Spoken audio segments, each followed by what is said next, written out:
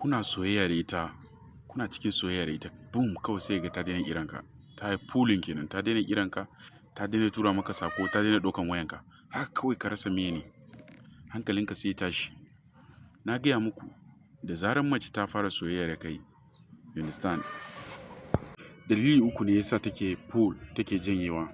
Mace dalili uku za ta gwada ka a wannan lokacin. Na farko, tana so ta gane cewa yanda kake son ta.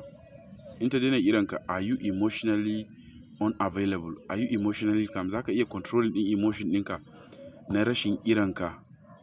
It means za ka iya controlling ɗin kanka in ba ta kira ka ba. Ta yi testing ɗinka, ta ɗan baka space controlling ɗin emotions nasa. Zai iya controlling emotions nasa.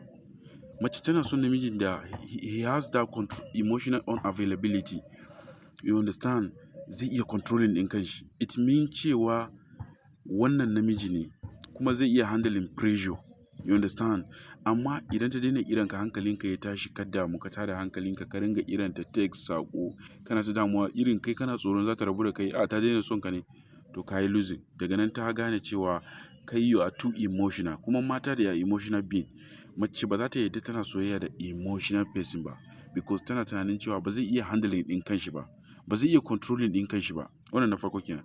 Na biyu, tana tunanin za ka yi hurting ɗinta. Anya wannan yana so shi da yawa, zai iya hurting ɗina, bari in ja baya. Ta fara son ka da yawa ne, ta ja baya, ta ba da kanta space. You understand? Tana so ta gane haka.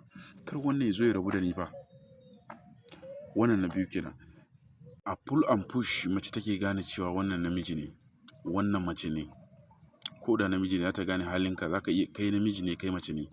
Idan ka iya controlling, because tana using pull and push ba don ko wani abu bane, a'a. Ta gane waye ne kai. Are you a man or are you a woman? Za ka iya controlling kanka ko ba za ka iya controlling kanka ba. You understand? An yi testing ɗinka, an yi pulling, hankalinka ya tashi. Ba za ka iya haƙuri ba, ka daure.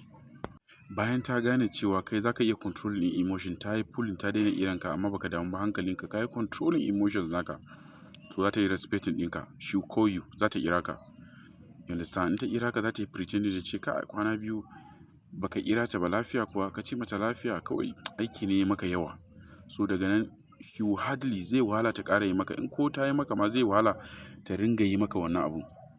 Amma idan ta yi maka wannan abun ka rikice, hankalinka ya tashi, to ko da ta dawo za ta ci gaba da yi maka wannan abu. Za ta ringa controlling ɗinka da wannan abun, saboda ta gane kana da rauni.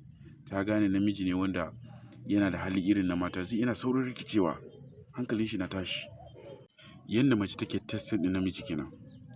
From the beginning of your soyayyanka tsakanin kai da ita, za ta yi pulling, za ta daina kiranka haka kawai. Ba wai ta daina son ka ba ne, tana testing ɗinka, tana maka gwaji ne.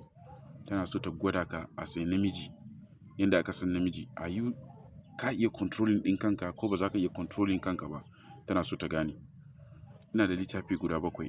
Duk wanda yake so ɗauki namba na a sama ka min magana, insha Allah zan gaya maku da littafin, sai tura maka a WhatsApp.